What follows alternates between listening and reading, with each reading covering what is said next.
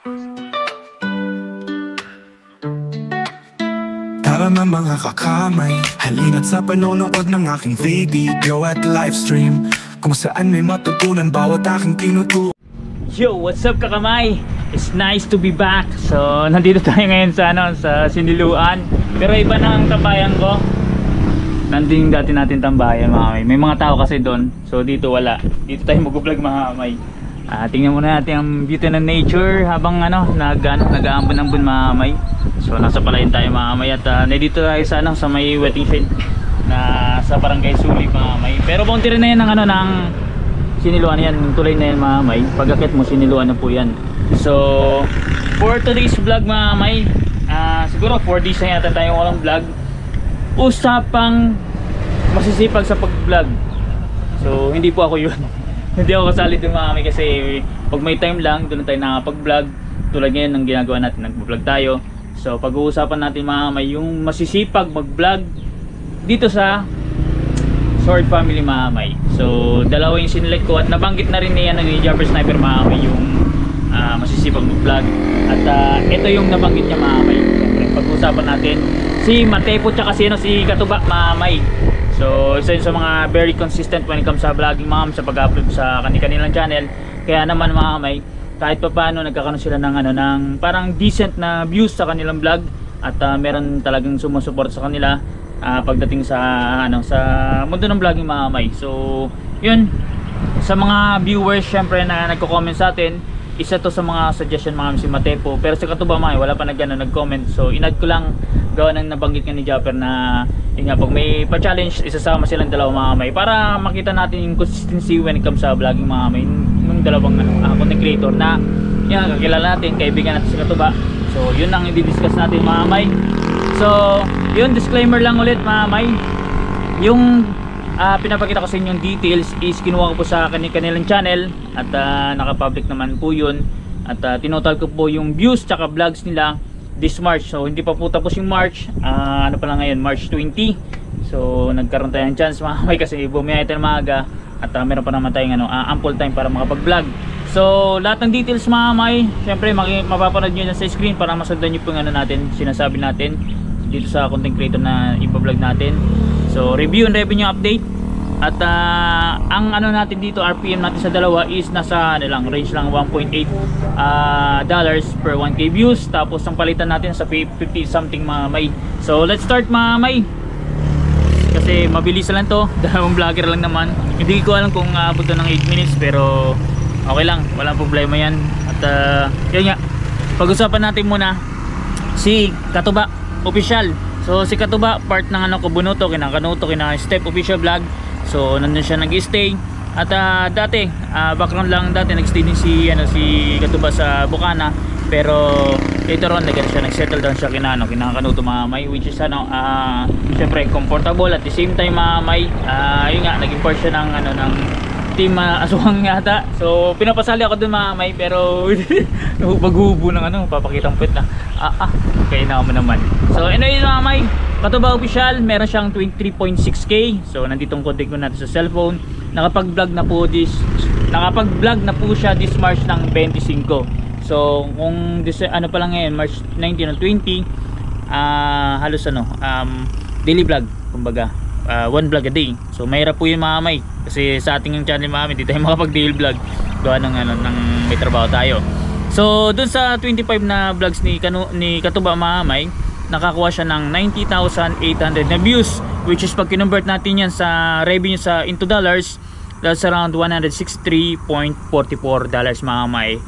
Pag sa Philippine peso naman, palitan ngayon is nasa 50 something, that's around 9,353.26 pesos, mga kamay. Gross pa po yan, wala pa po dyan yung mga adjustment, mga tax deduction, mga kamay. Pwede siyang tumaas, pwede siyang bumaba, kasi hindi pa tapos ang pero, mga kamay, much better na po ang earnings ni much better na ang earnings na nakukuha ni Katuba, mga kamay, compared sa trabaho niya dati, mga kamay. So, kumbaga, way beyond ng nakukuha niya before.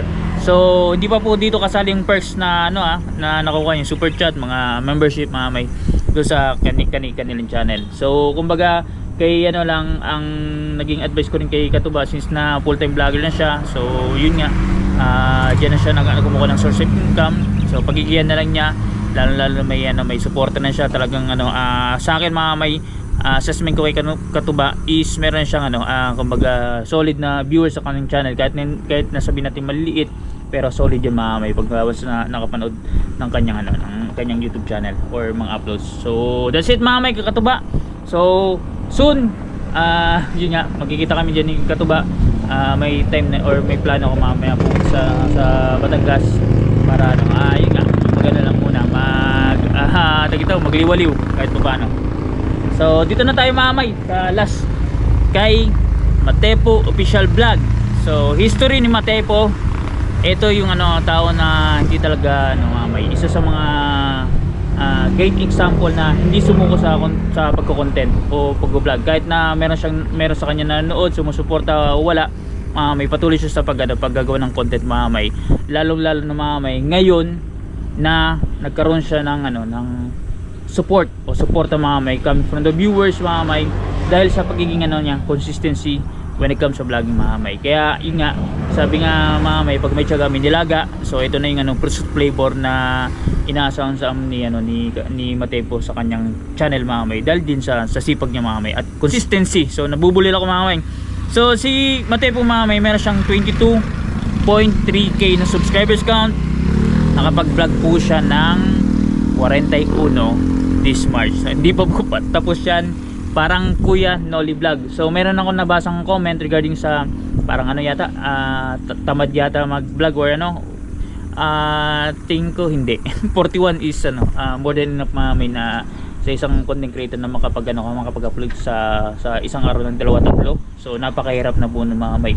So yun po mamay 41 vlogs. Doon sa 41 vlogs mamay, meron siyang 199,200 views si Matepo. Grabe. So pag kinuha natin estimated revenue niya sa dollars, that's around $358.56 mamay, which is Philippine peso, that's around 20,519.49 pesos. Grabe mamay. So kumbaga ako tsaka kay Matepo, kumpara sa sahod ko ngayon as a employee, mas malaki pa yung sinasahod ni Matepo mamay. Sarili niya pang oras at wala siyang amo, walang boss, siya mismo boss ng kanyang sariling career. So that's the big difference mamay. Hindi ko naman sinasabi na mas malaki sa iba, pero most likely mamay sa akin mas malaki yung sinasahod ni Matepo sa pag-vlog compared sa sa current situation ko mamay sa pagiging empleyado. So yun po mamay, baka sa mga viewers din natin meron din mas malaki pa yung sahod ni Matepo kayo sa inyo. So yun lang mamay. So that's an opportunity mamay na binigay sa kanila o sa atin mamay, kasi ako na-experience ko na naman magkaganon na revenue mamay.